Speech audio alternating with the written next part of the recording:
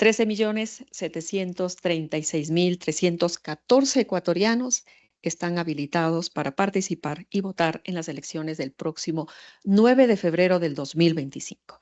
Las cifras del padrón electoral revelan que un 25% de los votantes corresponde a quienes tienen entre 18 y 29 años de edad, por lo que su voto será crucial en la definición de las nuevas autoridades del país para los próximos 4 años.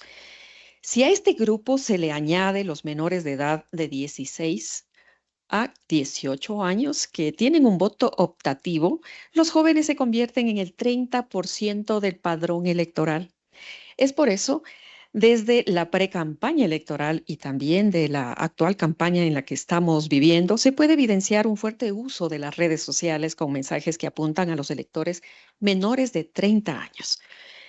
¿Es verdad que este grupo podría terminar inclinando la balanza en cuanto a la elección de un nuevo gobierno? Esta es la pregunta que vamos a responder en los próximos minutos en este podcast electoral sobre cómo se proyecta el voto joven en los comicios del 9 de febrero próximo y la necesidad también de un voto informado y la necesidad que tenemos ya como país para una reforma electoral pronta. Bienvenidos a todos. En cada proceso electoral, un votante que recibe información clara, precisa y transparente contribuye con su voto a fortalecer la democracia. Una sociedad informada siempre elegirá bien a sus autoridades, por un voto con impacto real. Y arrancamos con este espacio de análisis y queremos hacer un agradecimiento especial a la Escuela de Ciencias Políticas y Relaciones Internacionales de la Universidad de las Américas, UDLA, por abrirnos sus puertas para la realización de este espacio de análisis. También un saludo a la Embajada de Canadá y a Corporación Participación Ciudadana. Y a nuestros invitados que gentilmente nos acompañan hoy, Simón Pachano, el doctor Simón Pachano, investigador, catedrático y analista político, bienvenido y muchas gracias por acompañarnos. Licenciado Lolo Echeverría, periodista y también analista político, columnista de varios medios de comunicación. La doctora Ruth Hidalgo, decana de la Escuela de Ciencias Políticas de la UDLA y también directora ejecutiva de Corporación Participación Ciudadana. Olivia Cabarroca es vicepresidenta, estudiante de la Asociación de la Escuela de Ciencias Políticas y Relaciones Internacionales. Bienvenidas a todos. Y bueno, arranquemos este espacio de análisis. Ya hablábamos de estas cifras que nos presenta el padrón electoral y queremos conversar y empezar con Lolo, por favor, porque queremos tener un análisis suyo y una posición a propósito de que si los jóvenes con voto facultativo y obligatorio inclinarán o no la balanza en estas elecciones del próximo 9 de febrero. ¿Es así o simplemente es una opinión de los estrategas políticos? Cuéntenos, por favor, bienvenido. Muchas gracias. Placer estar aquí, compartir queridos participantes. Bueno, me parece a mí que existe una especie de caricatura del joven que se utiliza políticamente. Esta caricatura le convierte al joven en un esclavo de las redes sociales Por favor. y dedicado y entregado a la banalización y al entretenimiento. Yo creo que no es así. Por supuesto que ya en detalle se puede dividir por edades y algunas diferencias en conductas, pero yo creo que los jóvenes ecuatorianos participan ya de una, vamos, corriente internacional que consiste en rechazar las redes sociales.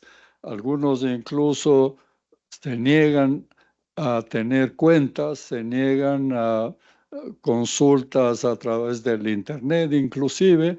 Es decir, siempre hay, claro, grupos más audaces en esto, pero la corriente es poner en duda la eficacia de las redes sociales y rechazar los peligros que representan.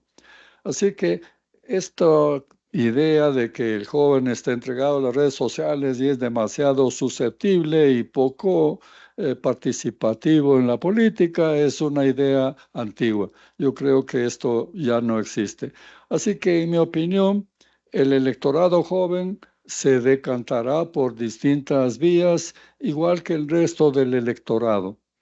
Y me parece que es conveniente que hagamos conciencia de que no es así el joven ecuatoriano, porque todavía se le está tratando así desde la publicidad de la política, desde las redes sociales y estos grupos que hacen eh, la polarización política a la que nos han sometido. Esto también ha conducido a creer que se pueden obtener victorias fáciles desde el punto de vista electoral, que bastaría con conquistar a los jóvenes, con hacerles ofertas, incluso ofertas que pueden ser ofensivas, como esto de ofrecer $400 sin trabajar. Esto es de alguna manera intentar comprar el voto. Así que yo comenzaría simplemente sembrando esta idea de que hay una caricatura del joven ecuatoriano. Pero también es un voto que va a pesar o pesa en las próximas elecciones. Por supuesto que pesa simplemente por el peso electoral que tiene el joven. Es decir, si es más del 30% del electorado, por supuesto que pesa. Lo que quiero decir es que no pesa cómo están los políticos considerando y cómo están tratando de conquistar ese voto. Bolivia tenemos a una joven representante de esa edad en donde se le está señalando que puede ser muy importante y definitivo ese voto joven. Olivia, cuéntanos, los estrategas también señalan de que el voto joven ya no se decanta por lo que dice el populismo, sino que más se enfoca en las causas sociales y quieren que los candidatos vayan por esa línea, que les propongan cosas reales, pero con un enfoque social. ¿Es así? ¿O cuál es lo que, o qué es lo que busca ese voto joven como tú? Primero, muchas gracias por el espacio, más que nada por darnos la oportunidad a nosotros, los estudiantes, de intervenir, de comentar. Respecto a este tema, sí siento que hay un peso joven muy importante ahora mismo en la política. Si bien no quiero decir que no nos decantamos por el populismo, pero realmente es algo que ya es característico de la política. Todos vienen con propuestas, pero sí hay un interés muy grande de nosotros los jóvenes de todas estas propuestas sociales. Más que nada, dada la coyuntura que hay en el país ahora, no solo social, económico, político, estamos muy preocupados. Más que nunca estamos informándonos, leyendo planes de trabajo, viendo debates, siguiendo a los candidatos en redes sociales para ver qué es lo que proponen, qué tan pragmáticos son también. Entonces, sí hay un interés bastante grande y estamos bien preocupados, creo que sobre todo desde la academia joven en este sentido, de que estamos estudiando ciencia política y relaciones internacionales, nos preocupa mucho qué es lo que va a pasar en el país. Y más que nada porque pienso y considero, y creo que hablo por muchos de mis compañeros que están, al igual que yo, involucrados en este tema, de que siempre nos quieren comprar con algo, pero nunca hay el cómo. Me vienes con propuestas que aparentemente son buenas, pero no son pragmáticas, no tienen un cómo que sea seguro, que hay un buen funcionamiento de la política que van a implementar. No hay política pública a largo plazo y eso nos preocupa mucho porque manejamos estos temas y estamos necesitando de eso, de una política pública que sí nos asegure cambios a largo plazo, cambios sólidos, cambios buenos para nosotros los jóvenes, empleo, seguridad, porque ahora estamos a punto de graduarnos y no sabemos qué nos depara el futuro. Inclusive todo lo que está pasando en el país, no sabemos qué va a pasar porque inclusive votamos y votamos a conciencia porque votamos con información, votamos informados y de momento se dan situaciones que no sabemos porque decimos, seguimos todos los pasos de la lista, nos informamos, sabemos y de momento se nos va de las manos. ¿Qué hacer como jóvenes? ¿Cómo intervenir más? Entonces, sí hay un interés por los temas sociales en el país de los jóvenes muy fuerte. Nos preocupa más que nunca, creo que lo puedo percibir y creo que muchos lo podemos percibir también. Por eso estamos tan consternados acerca de lo que pasa en el país, pero sí, básicamente eso, el poder de los jóvenes es ahora más importante que nunca, yo consideraría. Pero los candidatos también se están inclinando muchísimo más a hacer esa publicidad de cortísimo tiempo, esa publicidad de redes sociales, esa publicidad de TikTok, en donde recurren más a lo emocional, antes que para que el joven pueda reflexionar y tener un voto bastante claro, saber por quién vota y para qué vota? Claro. Las redes sociales, yo personalmente, esto es una visión muy personal, no me gusta el activismo en redes sociales, no digo que sea malo, al contrario, genera un cambio fuertísimo, llama muchísimo la atención y ellos están atinándole a eso. Vamos a hacer TikToks, vamos a hacer Reels, vamos a sacar publicaciones porque saben que nos llama mucho la atención y realmente sí vende un montón y realmente sí se genera cambios a través de las redes sociales, que realmente es increíble. Pero precisamente es esto, que es muy corto, no me dan una propuesta que yo pueda, que me convenza realmente, que me venda, y lo otro que me preocupa muchísimo acerca de los candidatos, que quizás no viene mucho al caso, pero siento que es necesario acotar, es quizás la falta de transparencia por parte de ellos, de qué hice, qué no hice, qué puedo hacer, qué realmente puedo hacer, porque caen en propuestas populistas de decir pasantías remuneradas para todos. Ojalá, yo quisiera pasantías remuneradas para todos los jóvenes, para todos, en todo momento, pero realmente cómo van a aplicar eso, cómo lo van a hacer. Y entonces, si vienes con una propuesta que es vacua, que es un poco simplista, sí cala a un grupo de jóvenes, pero otro que tiene muchísima más conciencia dice, ¿sabes qué? No te dejes llevar por esto, estos son redes sociales, son bulos. Entonces, no. Sí necesitamos que se abra un poco más de espacio precisamente para los candidatos, para todo este sistema de partidos que queremos reformar, para que puedan explicar con mayor desenvolvimiento qué es lo que quieren realmente, a dónde están apuntando, qué es lo que quieren hacer con nosotros los jóvenes. Yo siento que eso es lo que necesitamos ahora mismo nosotros los jóvenes, es lo que estamos reclamando y precisamente es a través de las redes sociales, porque más que nunca estamos involucrados en la política a través de las redes sociales, que es un espacio que hemos hecho nuestro, si bien es de todos, es un espacio que hemos hecho nuestro, nos hemos apropiado de él precisamente para esto, para información, para hacer un voto informado respecto al tema. Entonces, sí, eso es lo que podría acotar acerca de ese tema.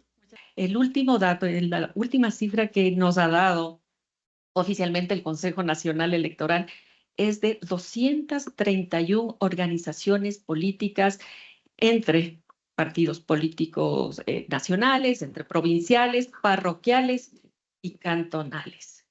¿Qué confianza podemos tener de que los candidatos que ahora estarán en las papeletas representan a un grupo serio, a un grupo político serio? Ninguna.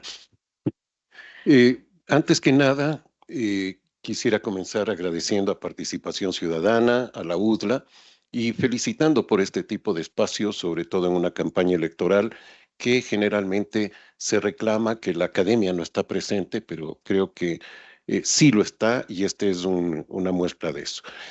Quisiera tocar antes el tema del voto joven. Cuando hablamos de voto joven, estamos hablando de uno de los elementos que determinan el voto. No estamos hablando de una cosa aislada, digamos así. ¿Cuáles son los otros? Los otros son el sexo, son el lugar de residencia, la región, las identidades políticas, étnicas, culturales, en fin. Es decir, hay una serie de factores. Y esto nos lleva a pensar en que el voto joven está influido también por esos otros elementos. Y por lo tanto, no podemos hablar de un voto joven uniforme en todo el país. Una cosa es un joven que vive en, no sé, en Quito, en un barrio de clase media relativamente acomodado, o en Guayaquil en iguales condiciones, y que ahí ya se diferencian por vivir en dos ciudades diferentes. Y otra cosa es la persona que viene de una población muy pequeña, pobre, que sus padres no han cursado más que la primaria, en fin, es decir, hay una serie de aspectos que condicionan el voto y en ese sentido quizá me apego a lo que señalaba Lolo, que el voto joven no es un voto uniforme y un voto en bloque, digamos, sino que hay que ir a buscar las diferencias. Y quizás esto hay que decirles también a los famosos estrategas de campaña que miren un poco más adentro de esos estratos, digamos, de votantes cuando piensan en hacer las campañas y no embargar todo al TikTok o a un tipo de campaña. Creo que son cosas muy diferentes. Bien, respecto al número de candidatos, Hace poco más de 2 años, con Participación Ciudadana y con Lolo y otros colegas, hicimos una propuesta de reforma al Código de la Democracia, justamente partiendo de lo que ya en ese momento considerábamos y consideraba el país en general, que había un altísimo número de llamados partidos, que no son partidos, de organizaciones políticas que compiten en elecciones. Y ahora se han multiplicado todavía más. En ese momento, si no me equivoco, habían creo que 180. Ahora estamos hablando de más de 300. 231. Y es un número absurdo si lo vemos en el conjunto y si vemos la permisividad que hay. Entonces, ¿qué es lo que planteábamos en esa propuesta? Y yo la recojo y creo que hay que impulsarla.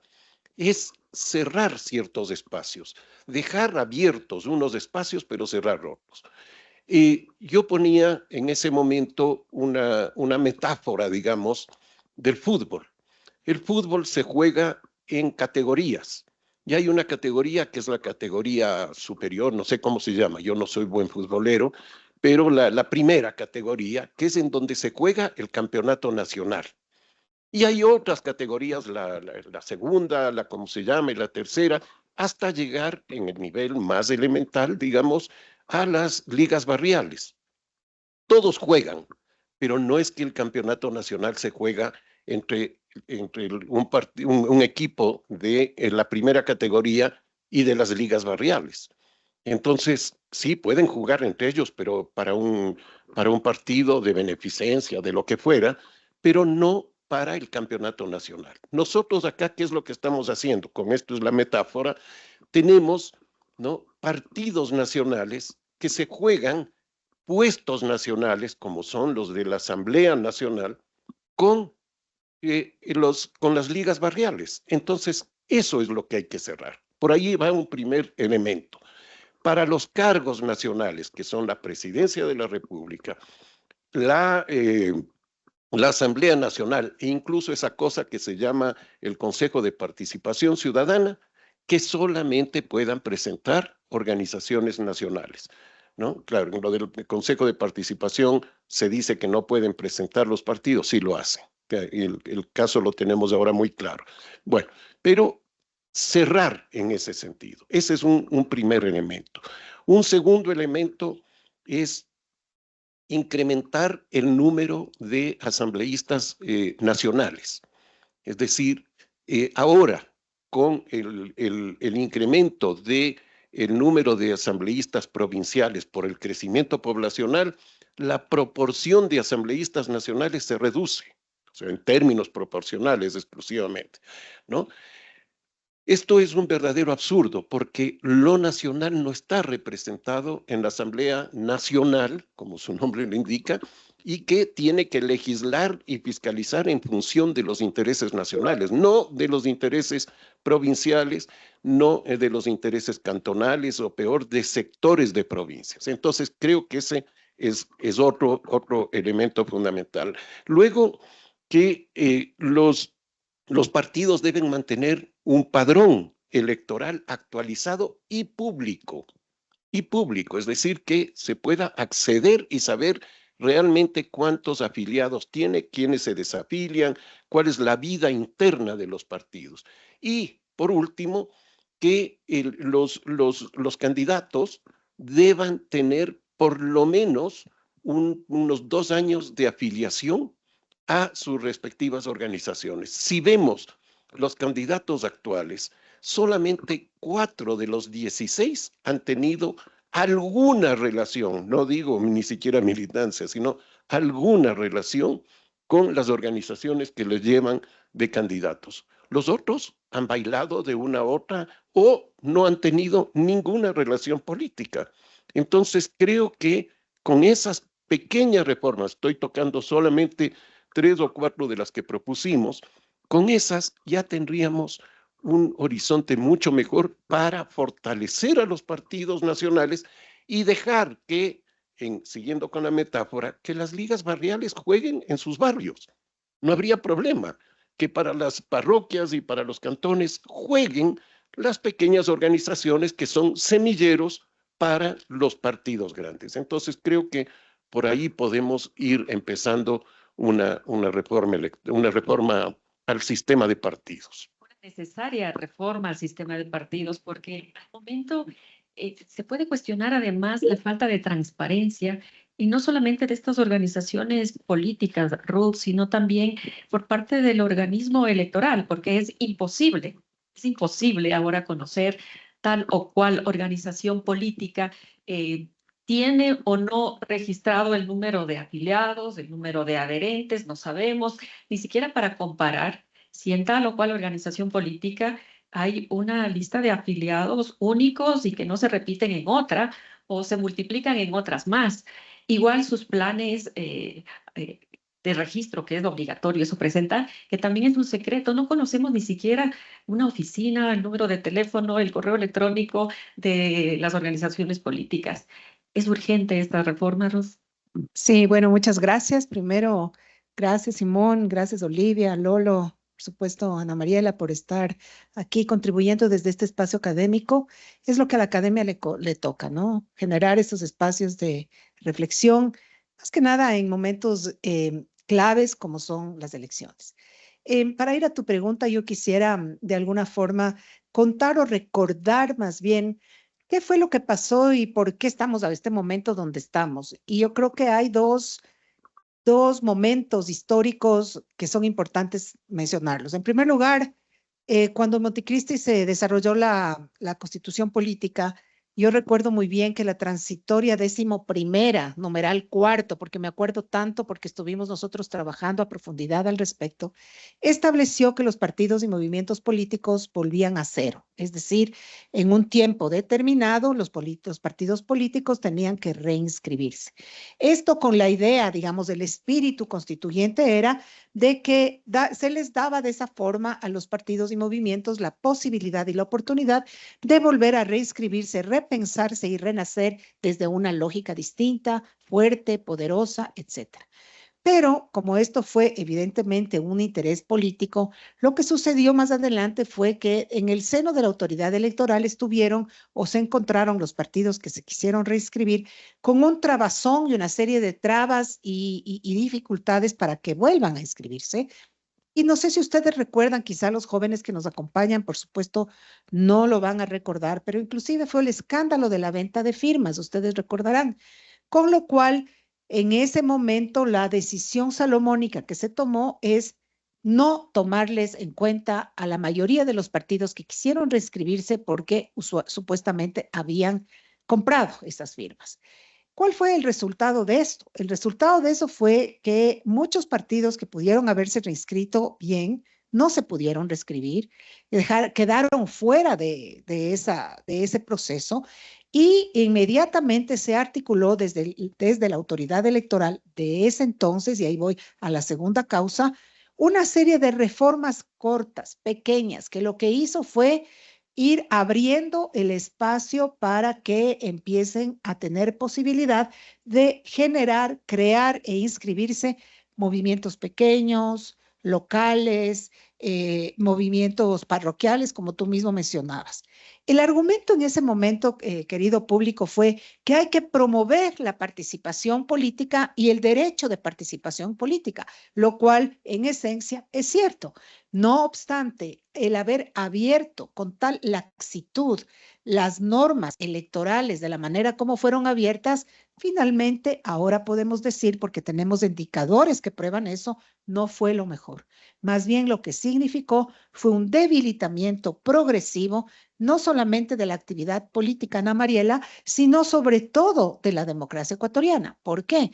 Porque a partir de entonces vimos que empezaron a nacer movimientos pequeños en un lado, en otro lado, que además coincidencialmente eran aliados estratégicos funcionales con el régimen de turno y que para las elecciones se aseguraban entrar en alianza, sobre todo en la Asamblea Nacional, y asegurar la presencia hegemónica de este partido político que gobernó mucho tiempo en asocio con estos partidos. Por lo tanto, para mí, desde mi análisis técnico, no fue una reforma de alguna manera pensada en el fortalecimiento de la democracia, sino una reforma pensada en ¿cómo hago yo para tener actores políticos que me sean funcionales y seguir manteniendo el control del poder de un espacio que es súper importante como la Asamblea Nacional? Así hemos venido dando tumbos, así hemos venido. Recordemos una reforma importante al artículo 263 que habla respecto de la publicidad oficial, y en eso fue un tema que Participación Ciudadana fue totalmente combativa. Recuerden que es en el uso de recursos públicos, la ley general dice que está prohibido utilizar recursos públicos en tiempo de elecciones, a excepción de, y establecía la ley unos 4 parámetros que hacían referencia, por ejemplo, a los estados de excepción, a las emergencias nacionales, etcétera, etcétera. Esto tuvo una reforma, y la reforma fue y reza más o menos así. Está prohibido en términos generales usar recursos públicos y hacer proselitismo político en tiempo electoral para el gobierno, a excepción de todas aquellas actividades que sean necesarias y que sean utilizadas para promocionar las actividades del cumplimiento de trabajo, es decir, todas. Entonces, esto les pongo de ejemplo simplemente para que nosotros vayamos viendo cómo progresivamente se ha ido desmenuzando, se ha ido erosionando el sistema de partidos a tal punto que ahora tenemos 15 o 16 candidatos, que además, si ustedes vieron el debate, todos proponen lo mismo, y además hemos tenido el menú más loco de las propuestas de los planes chinos, del plan hocico, de los planes, que a veces uno no parece que esté en un debate presidencial. Es impresionante porque ha habido ausencia de argumento y sobreexposición de lugares comunes. Entonces, mi conclusión es: necesitamos una reforma de partidos seria, una reforma de partidos desde sociedad civil propuesta por gente que trabaja en este tema, y obviamente que restrinja y que sea mucho más rigurosa. Necesitamos rigor. Si no tenemos rigor en el ejercicio de la política, vamos a seguir con estos problemas, Ana Mariela. Y lo que tú decías, Ruth, hemos estado presenciando un debate con unas propuestas bastante fuera de lugar, bastante locas, que se le ven completamente irrealizables, ¿no? Lolo, estas propuestas, o los jóvenes también miran estos debates, que no son debates, y pierden el respeto los candidatos y también los partidos políticos. Ya no hay credibilidad en los partidos políticos. Se ha perdido ese respeto a los partidos políticos, y sobre todo los jóvenes, ¿no? Y también hay y eso puede reflejar ese agotamiento electoral, no solamente de los jóvenes, sino también de la población en general. Sí. La democracia ecuatoriana tiene dos enfermedades contagiosas: los partidos políticos que agonizan y el autoritarismo.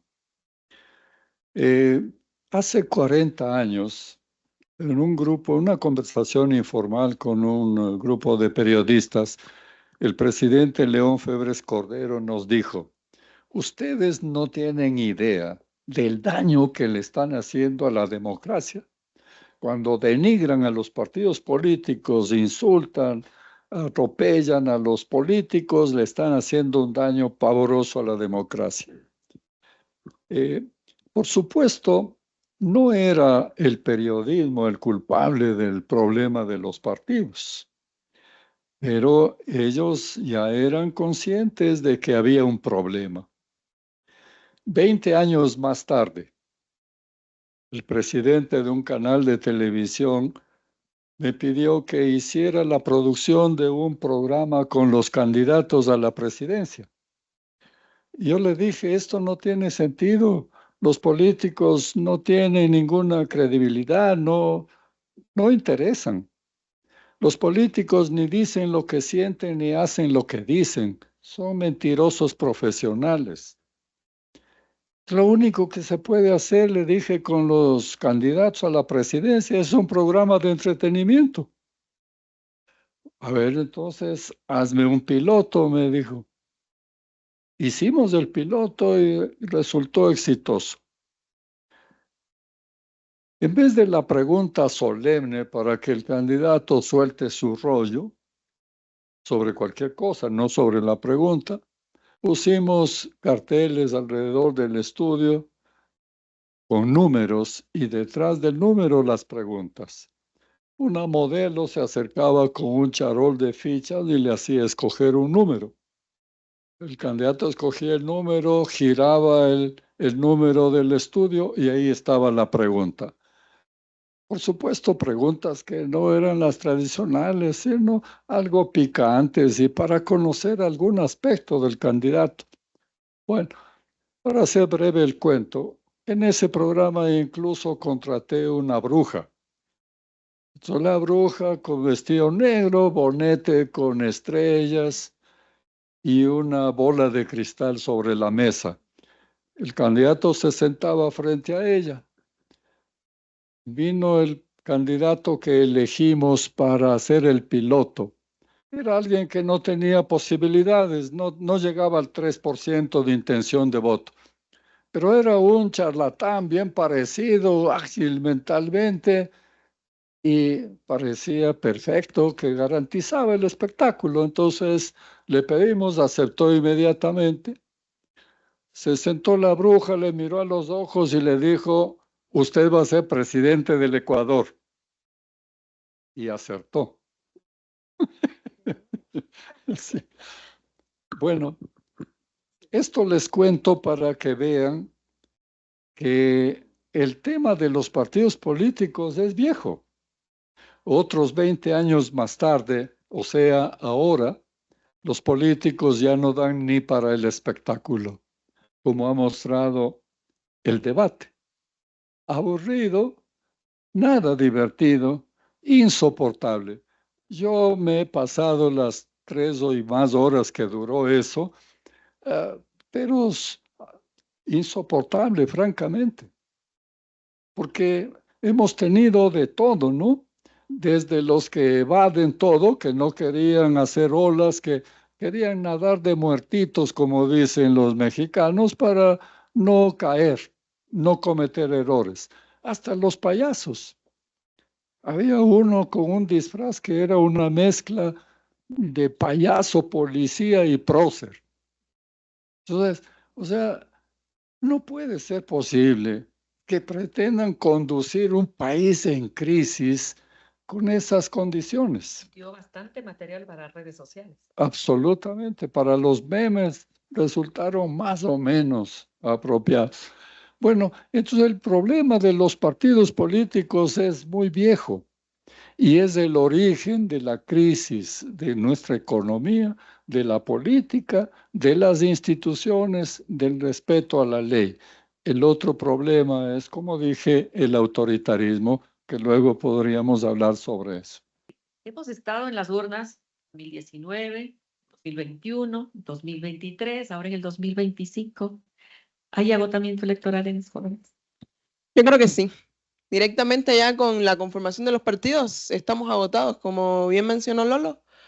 Los memes abundaban y ya hablando desde lo personal, nosotros en los grupos de WhatsApp era criticando y haciendo burla y solo diciendo esto es un desastre, esto lo que da es vergüenza.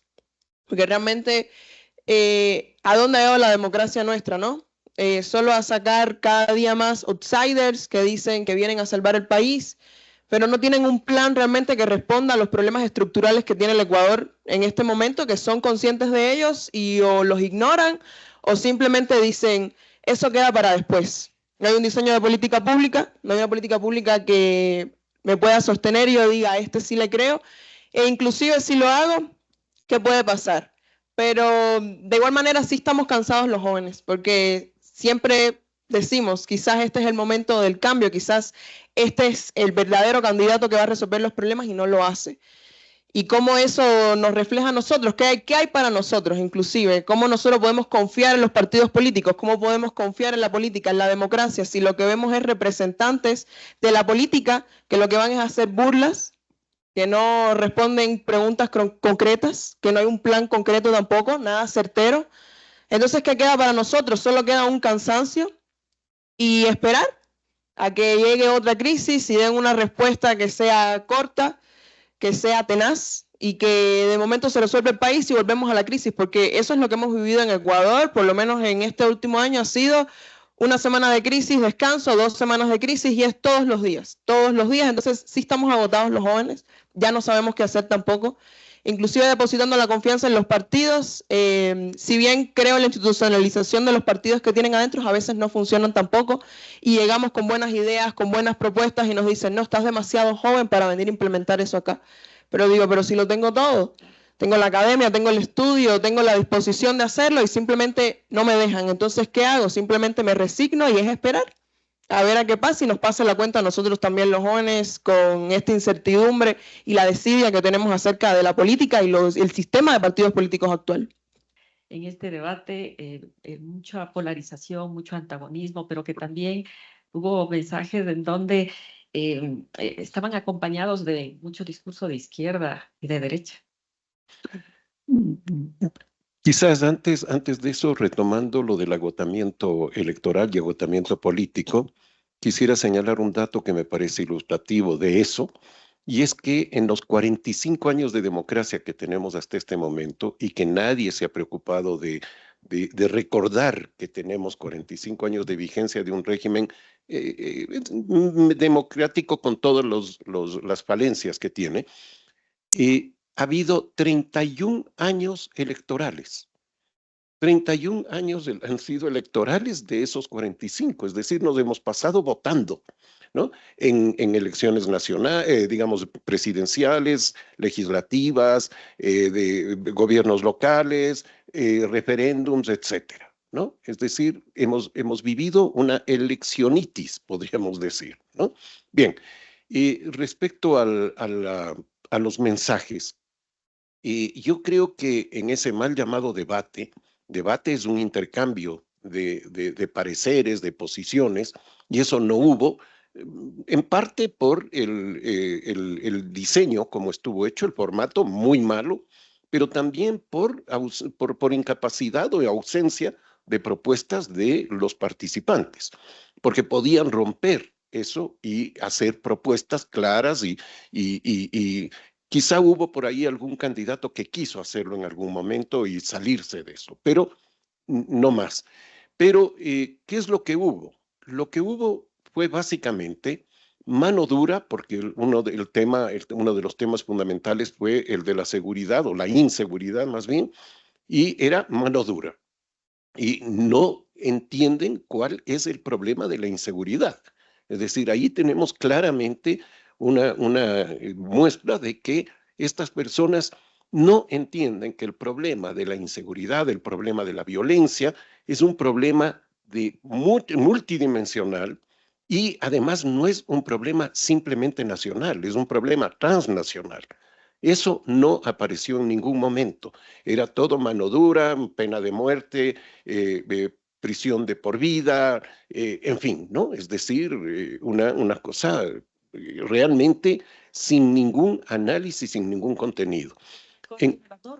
Claro, y en contra de las normas, en contra del Estado de Derecho, de la concepción misma del Estado de Derecho, ¿no? El otro tema, el tema, digamos, económico, fue una cantidad de ofertas demagógicas de bajar el IVA, por ejemplo. A ver, ¿qué van a hacer bajando el IVA? Y ahí no hubo, como estaba mal diseñado esto, no hubo la contrapregunta de decirle, oiga, si usted baja el IVA, va a tener X cantidad de recursos menos por cada punto del IVA, va a tener, no sé, 1.000 millones menos, 2.000 millones, no sé exactamente cuánto es, pero va a tenerlos. ¿Y qué va a hacer usted? ¿Con qué va a pagar al sector público? ¿De dónde va a sacar para obras de infraestructura? En fin, es decir... Siempre insistimos en el cómo. Claro, pero es que además lanzar unas cosas sueltas, ¿no? Que son el atractivo. Ah, bajamos el IVA, vas a tener más plata en tu bolsillo. Sí, pero no van a tener escuela tus hijos. Entonces, cosas de ese tipo, ¿no? Y digamos, yo creo que esos fueron los dos temas en donde se vio más la ausencia de planteamientos claros que puedan tener estas personas que están compitiendo nada menos que por la presidencia de la República. Entonces, creo que tenemos un nivel bajísimo, incluso de quienes han tenido una cierta trayectoria, ya sea en la Asamblea o en algunos otros cargos locales, en fin, pero es impactante el nivel bajo de la clase política ecuatoriana. Y ese populismo fue a nivel de los 16 candidatos, un populismo que ya viene arraigado, al parecer, Ruth. Sí. Yo quisiera terminar este espacio de análisis contigo, porque sí es importante analizar. Estos mensajes también contribuyeron para la desinformación y están contribuyendo para las informaciones falsas que se difunden en las redes sociales. No hay control tampoco de eso por parte de la autoridad. Queremos tu opinión. Sí, así es. Yo siempre sostengo que las fake news y las redes sociales son quizá el fenómeno más importante que tiene que enfrentar el ejercicio de la política y la democracia ecuatoriana. Si bien es cierto, las redes sociales son una bendición para ciertas cosas, porque ciertamente nos ha globalizado, digamos, a todos y nos da la oportunidad de saber al segundo qué es lo que está pasando al otro lado del mundo, pero evidentemente también son una herramienta desde mi punto de vista peligrosa, porque usted a través de las redes sociales, usted puede posicionar un concepto completamente errado, inclusive sobre la misma democracia o sobre el mismo ejercicio de la política, y al mismo tiempo también usted a través de las redes sociales lo que puede hacer es destruir a una persona. Así como se promueven las cosas, también se destruyen. De hecho, nosotros no nos olvidemos que llevamos adelante un monitoreo de violencia política. Y el monitoreo de la violencia política en redes sociales justamente nos ha demostrado que a través de memes, videos, dibujos, puede destruir la imagen de las personas, especialmente las mujeres que están ejerciendo política o que ocupan un cargo público. Por lo tanto, respecto a tu pregunta, ¿qué hacer, digo yo, de alguna manera para controlar esto? Nosotros teníamos una propuesta un poquito disruptiva, pero que necesitaba siempre del apoyo y la ayuda del otro lado de la institucionalidad electoral. Y es que poner en debate o generar un espacio con la facilitación de la autoridad electoral antes de las elecciones para llegar a un acuerdo ético-político de no usar las redes sociales de forma que no sea efectiva. Es decir, que no usarla para violencia, no usarla para generar noticias falsas, porque de alguna manera el problema que tienen las redes sociales, especialmente X y Instagram, etcétera, es que es un espacio libre. Y al ser un espacio libre es difícil controlarlo. Entonces, si tienes un espacio libre que se está convirtiendo en un campo de batalla y en un uso indiscriminado de noticias falsas, lo que le toca a la persona o a la institución que tiene a cargo el control de los procesos electorales es generar espacios, no solo de debates, pero de un mínimo, al menos de control, y a mí me parece que el mínimo de control podría ir por un acuerdo con los partidos políticos facilitado por el Consejo Nacional Electoral que promueva el no uso de fake news y el no uso de la agresividad. Esto es difícil. De todas maneras, yo quisiera retomar un poquito lo que Simón Pachano decía al principio respecto al sistema de partidos, porque si bien estamos hablando del contenido del debate, estamos hablando de la necesidad de los jóvenes de tener información, todo esto, a mi juicio, nos lleva a un punto de partida con el cual iniciamos y que Simón posicionó en este tema, y es el sistema de partidos no es bueno el que tenemos en este momento. Necesitamos una reforma.